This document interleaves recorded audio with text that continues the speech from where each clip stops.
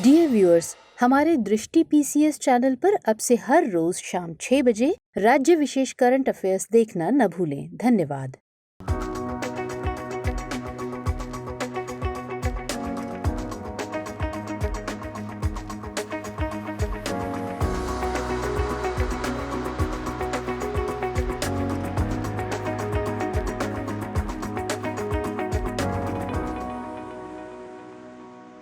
शुरुआत करते हैं आज के सेशन की। सबसे पहले देखेंगे अभ्यास प्रश्न। National institute of educational planning and administration यानी NIEPA के संदर्भ में निम्नलिखित कथनों पर विचार कीजिए। 1. इसके द्वारा जिला और ब्लॉक स्तर के शिक्षा अधिकारियों के लिए IGPEA के लिए राष्ट्रीय पुरस्कार की स्थापना की गई है। 2. यह शिक्षा मंत्रालय के अंतर्गत आता है। ऊपर दिए गए कथनों में से कौन सा यहाँ से गलत है या फिर है? केवल 1, केवल 2, 1 और 2 दोनों, या फिर ना तो 1 और ना ही 2। इसका सही जवाब है ऑप्शन डी, ना तो 1 और ना ही 2, यानी दोनों कथन सही हैं। हाल ही में शिक्षा मंत्रालय ने IGPEA यानी innovations and good practices in educational administration के लिए 5वां नेशनल अवार्ड दिया। NIEPA द्वारा जिला और ब्लॉक स्तर के शिक्षा अधिकारियों को प्रोत्साहन देने के लिए IGPEA राष्ट्रीय पुरस्कार की स्थापना की गई है, इसलिए कथन 1 सही है। NIEPA शिक्षा मंत्रालय के अंतर्गत आता है। यह न केवल भारत में बल्कि दक्षिण एशिया में भी शिक्षा की प्लानिंग और प्रबंधन में क्षमता निर्माण और अनुसंधान से संबंधित एक प्रमुख संगठन है, अतः कथन 2 भी सही है। तो इस तरह इस प्रश्न का सही जवाब है ऑप्शन डी, ना तो 1 और ना ही 2। हमारे वीडियो अंग्रेजी में देखने के लिए फॉलो करें हमारा ही दूसरा YouTube चैनल दृष्टि IAS इंग्लिश। आज के सेशन का पहला प्रश्न है, निम्नलिखित कथनों पर विचार कीजिए। 1. लासा वायरस का नाम नाइजर के एक शहर के नाम पर रखा गया है जहां पहला मामला देखा गया था। 2. यह अफ्रीका के अधिकांश उष्णकटिबंधीय और उपोष्णकटिबंधीय देशों में पाए जाने वाले संक्रमित चमगादड़ों के मूत्र के माध्यम से फैलता है। उपरोक्त में से कौन सा यहाँ से कथन सही है या फिर है? केवल 1, केवल 2, 1 और 2 दोनों, या फिर ना तो 1 और ना ही 2। इसका सही जवाब है ऑप्शन डी, ना तो 1 और ना ही 2, यानी दोनों कथन गलत हैं। हाल ही में ब्रिटेन में लासा बुखार से पीड़ित एक व्यक्ति की मृत्यु हो गई। लासा वायरस का नाम नाइजीरिया के एक शहर के नाम पर रखा गया है जहां पहला मामला देखा गया था, अतः कथन 1 गलत है। यह बुखार चूहों द्वारा फैलता है, अतः कथन 2 भी गलत है। मुख्य रूप से सिएरा लियोन, लाइबेरिया, गिनी और नाइजीरिया सहित पश्चिम अफ्रीका के देशों में यह बुखार देखा जाता है। यह वायरस उत्तक, रक्त, शरीर के तरल पदार्थ, स्राव या उत्सर्जन के माध्यम से मानव में भी फैलता है। हालांकि गले लगाने, हाथ मिलाने या संक्रमित व्यक्ति के पास बैठने से यह संक्रमण नहीं फैलता है।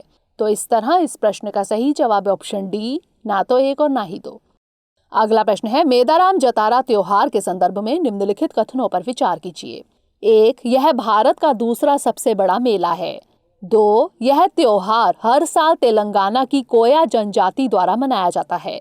उपरोक्त में से कौन सा यहाँ से कथन सही है या फिर है? केवल 1, केवल 2, 1 और 2 दोनों, या फिर ना तो 1 और ना ही 2। इसका सही जवाब है ऑप्शन ए, केवल 1। जनजातीय मामलों के मंत्रालय ने मेदाराम जतारा 2022 से संबंधित विभिन्न गतिविधियों के लिए 2.26 करोड़ रुपए की मंजूरी दी है। मेदाराम जतारा कुंभ मेले के बाद भारत का दूसरा सबसे बड़ा मेला है, इसलिए कथन 1 सही है। यह तेलंगाना के दूसरे सबसे बड़े जनजातीय समुदाय कोया जनजाति द्वारा 4 दिनों तक मनाया जाता है। यह हर 2 साल में एक बार मनाया जाता है, इसलिए कथन 2 सही नहीं है। वर्तमान में तेलंगाना सरकार के आदिवासी कल्याण विभाग के सहयोग से कोया जनजातियों द्वारा यह त्योहार आयोजित किया जाता है। जतारा को 1996 में एक राजकीय त्योहार घोषित किया गया था। देवी समक्का और सल्लम्मा के सम्मान में मेदाराम जतारा आयोजित किया जाता है। तो इस तरह इस प्रश्न का सही जवाब है ऑप्शन ए, केवल 1। अगला प्रश्न है, निम्नलिखित कथनों पर विचार कीजिए। 1. पाम ऑयल वर्तमान में दुनिया का सबसे अधिक उपभोग होने वाला वनस्पति तेल है। 2. पाम ऑयल के शीर्ष उपभोक्ता भारत, चीन और यूरोपीय संघ हैं। उपरोक्त में से कौन सा यहाँ से कथन सही है या फिर है? केवल एक, केवल दो, एक और दो दोनों, या फिर ना तो एक और ना ही दो। इसका सही जवाब है ऑप्शन सी, एक और दो दोनों, यानी दोनों कथन सही हैं। केंद्र ने कच्चे पाम ऑयल पर कृषि उपकर को 7.5% से घटाकर 5% कर दिया है। इससे घरेलू खाद्य तेल रिफाइनरीज को फायदा होगा और खाना पकाने वाले तेल की कीमतों पर भी अंकुश लगेगा। पाम ऑयल वर्तमान में दुनिया का सबसे अधिक उपभोग होने वाला वनस्पति तेल है, इसलिए कथन एक सही है।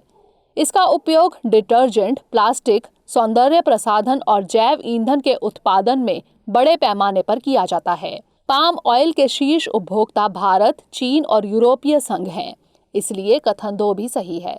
तो इस तरह इस प्रश्न का सही जवाब है ऑप्शन सी, एक और दो दोनों। अगला प्रश्न है, निम्नलिखित कथनों पर विचार कीजिए। 1. जनगणना के सभी डेटा को गोपनीय रखा जाता है। 2. जनगणना भारत की आबादी के बारे में बताती है, जबकि सामाजिक, आर्थिक एवं जाति जनगणना यानी SECC राज्य के लाभार्थियों की पहचान करने में मदद करती है। उपरोक्त में से कौन सा यहाँ से कथन सही है या फिर है? केवल एक, केवल दो, एक और दो दोनों, या फिर ना तो एक और ना ही दो। इसका सही जवाब है ऑप्शन सी, एक और दो दोनों, यानी दोनों कथन सही हैं। राष्ट्रीय स्वास्थ्य प्राधिकरण सामाजिक, आर्थिक एवं जाति जनगणना यानी SECC 2011 के लाभार्थियों के डेटाबेस को राष्ट्रीय खाद्य सुरक्षा अधिनियम पोर्टल के साथ एकीकृत करने का काम कर रहा है। इससे लाभार्थियों को अपने राशन कार्ड नंबर का उपयोग करके आयुष्मान भारत प्रधानमंत्री जन आरोग्य योजना के तहत उनके अधिकारों के बारे में जानकारी प्राप्त करने में मदद मिलेगी। चूंकि जनगणना 1948 के जनगणना अधिनियम के अंतर्गत आती है, इसलिए सभी डेटा को गोपनीय रखा जाता है। अतः कथन एक सही है। जनगणना भारत की आबादी के बारे में बताती है, जबकि SECC राज्य के लाभार्थियों की पहचान करने में मदद करता है। अतः कथन दो भी सही है। जबकि SECC वेबसाइट के अनुसार SECC में दी गई सभी व्यक्तिगत जानकारी सरकारी विभागों द्वारा उपयोग किया जा सकता है। तो इस तरह इस प्रश्न का सही जवाब है ऑप्शन सी, एक और दो दोनों। अगला प्रश्न है, निम्नलिखित कथनों पर विचार कीजिए। 1. अनुच्छेद 30(1) भाषा, धर्म, नस्ल और एथनिसिटी के आधार पर अल्पसंख्यकों को मान्यता देता है। 2. भारतीय संविधान में शिक्षा समवर्ती सूची में शामिल है। उपरोक्त में से कौन सा यहाँ से कथन सही है या फिर है? केवल एक, केवल दो, एक और दो दोनों, या फिर ना तो एक और ना ही दो। इसका सही जवाब है ऑप्शन बी, केवल दो। सुप्रीम कोर्ट ने शिक्षा का अधिकार अधिनियम 2009 की उन धाराओं को चुनौती देने वाली एक याचिका में हस्तक्षेप करने से इनकार कर दिया है, जिसमें वैदिक पाठशालाओं, मदरसों और धार्मिक शिक्षा प्रदान करने वाले संस्थानों को इसके दायरे से बाहर रखा गया है। अनुच्छेद 30(1) भाषा और धर्म के आधार पर अल्पसंख्यकों को मान्यता देता है, लेकिन नस्ल और एथनिसिटी के आधार पर नहीं। अतः कथन एक गलत है। 42वें संविधान संशोधन 1976 द्वारा शिक्षा को राज्य सूची से हटाकर समवर्ती सूची में शामिल कर दिया गया। अतः कथन दो सही है। तो इस तरह इस प्रश्न का सही जवाब है ऑप्शन बी, केवल दो। अगला प्रश्न है, नसीम अल बहर भारत और निम्नलिखित में से किस देश के बीच एक नौसैनिक अभ्यास है? यमन, सऊदी अरब, कजाकिस्तान या फिर ओमान? इसका सही जवाब है ऑप्शन डी, ओमान। ओमान की रॉयल नेवी के कमांडर भारत की यात्रा पर आए हैं। नसीम अल बहर भारत और ओमान के बीच एक नौसैनिक अभ्यास है।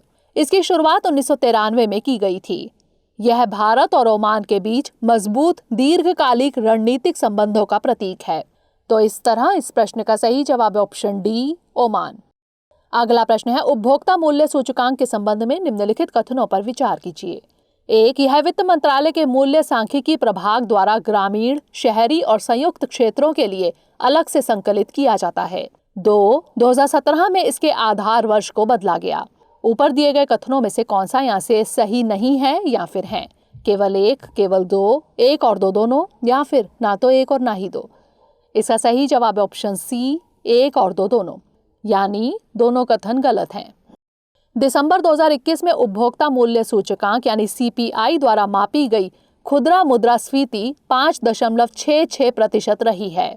सांख्यिकी और कार्यक्रम कार्यान्वयन मंत्रालय के राष्ट्रीय सांख्यिकी कार्यालय के मूल सांख्यिकी प्रभाग यानी प्राइस स्टैटिस्टिक्स डिवीजन द्वारा उपभोक्ता मूल्य सूचकांक यानी CPI का संकलन किया जाता है, इसलिए कथन 1 सही नहीं है। इसका संकलन 2011 से हर साल 2010 को आधार वर्ष मानकर ग्रामीण, शहरी और संयुक्त क्षेत्रों के लिए अलग से किया जाता था। बाद में सरकार ने आधार वर्ष को 2010 से बदलकर 2012 कर दिया, जो 2015 से लागू हुआ, इसलिए कथन 2 भी सही नहीं है। तो इस तरह इस प्रश्न का सही जवाब है ऑप्शन सी, 1 और 2 दोनों। अगला प्रश्न है, three Brothers Islands, Eagle Islands और एगमोंट आइलैंड्स निम्नलिखित में से किस द्वीप समूह से संबंधित है? लक्षद्वीप, तस्मानिया द्वीप समूह, डायोमेड द्वीप समूह या फिर चागोस द्वीप समूह? इसका सही जवाब है ऑप्शन डी, चागोस द्वीप समूह। हाल ही में मॉरिशस ने ब्रिटेन के चागोस द्वीप समूह पर स्वामित्व को आधिकारिक रूप से चुनौती दी और द्वीप समूह पर अपना राष्ट्रीय ध्वज फहराया। चागोस द्वीप समूह हिंद महासागर क्षेत्र में स्थित है। इसके अंतर्गत Solomon Islands, Three Brothers Islands, Eagle Islands और Egmont Islands, Diego Garcia atoll आते हैं। इसका प्रशासन लंदन में विदेश एवं राष्ट्रमंडल कार्यालय के एक आयुक्त द्वारा देखा जाता है, इसलिए विकल्प डी सही है। तो इस तरह इस प्रश्न का सही जवाब है ऑप्शन डी, चागोस द्वीप समूह। अगला प्रश्न है, national company law appellate tribunal के संबंध में निम्नलिखित कथनों पर विचार कीजिए। 1. यह भारतीय प्रतिस्पर्धा आयोग के निर्णय के खिलाफ अपील को भी सुन सकता है। 2. इसका गठन इंसॉल्वेंसी एंड बैंक्रप्सी कोड 2016 के तहत किया गया था। ऊपर दिए गए कथनों में से कौन सा यहाँ से सही है या फिर है? केवल 1, केवल 2, 1 और 2 दोनों या फिर ना तो 1 और ना ही 2? इसका सही जवाब है ऑप्शन ए, केवल 1। सुप्रीम कोर्ट ने फ्यूचर ग्रुप को national company law appellate tribunal के समक्ष कार्यवाही आगे बढ़ाने के लिए दिल्ली उच्च न्यायालय का रुख करने के लिए कहा है। कंपनी अधिनियम 2013 की धारा 410 के तहत national company law appellate tribunal का गठन किया गया था, इसलिए कथन 2 सही नहीं है। यह 1 जून 2016 से national company law appellate tribunal के आदेशों के खिलाफ अपील सुन सकता है। यह insolvency and bankruptcy board of India द्वारा IBC की धारा 202 एवं धारा 211 के अंतर्गत पारित आदेशों के खिलाफ भी अपील सुन सकता है। यह भारतीय प्रतिस्पर्धा आयोग द्वारा दिए गए किसी निर्देश या निर्णय या आदेश के खिलाफ अपीलों को सुन सकता है एवं निपटान कर सकता है, अतः कथन 1 सही है। तो इस तरह इस प्रश्न का सही जवाब है ऑप्शन ए, केवल 1। अंतिम प्रश्न है, किंग फहद कॉजवे निम्नलिखित में से किन 2 देशों को जोड़ता है? बहरीन और ईरान, बहरीन और सऊदी अरब और मिस्र या फिर सऊदी अरब और ईरान? इसका सही जवाब है ऑप्शन बी, बहरीन और सऊदी अरब। किंग फहद कॉजवे के माध्यम से सऊदी अरब में जाने वाले एवं वहां से आने वाले व्यक्तियों के लिए तीसरी बूस्टर डोज लेना जरूरी कर दिया गया है। किंग फहद कॉजवे एक सेतु मार्ग है जो बहरीन और सऊदी अरब को जोड़ता है। इस सेतु मार्ग के निर्माण ने दोनों देशों के बीच द्विपक्षीय संबंधों और क्षेत्रीय रक्षा को मजबूत करने में अहम भूमिका निभाई है। इसके अलावा इसके बन जाने से दोनों देशों के बीच आर्थिक और राजनीतिक संबंध भी बढ़े हैं। तो इस तरह इस प्रश्न का सही जवाब है ऑप्शन बी, बहरीन और सऊदी अरब। अब नोट कर लेते हैं आज का अभ्यास प्रश्न। निम्नलिखित कथनों पर विचार कीजिए। 1. मिर्गी सबसे आम न्यूरोलॉजिकल विकारों में से एक है जो 0 से 5 वर्ष की आयु के बच्चों को प्रभावित करती है। 2. मिर्गी का कोई इलाज नहीं है। 3. अंतर्राष्ट्रीय मिर्गी दिवस हर साल 15 फरवरी को मनाया जाता है। उपरोक्त में से कौन सा यहाँ से कथन सही है या फिर है? केवल 1 और 2, केवल 2, केवल 1 और 3 या फिर केवल 2 और 3? इसका उत्तर हमें कमेंट सेक्शन में ज़रूर भेजिएगा। अगले सेशन में नए प्रश्नों के साथ मिलेंगे। तब तक के लिए धन्यवाद।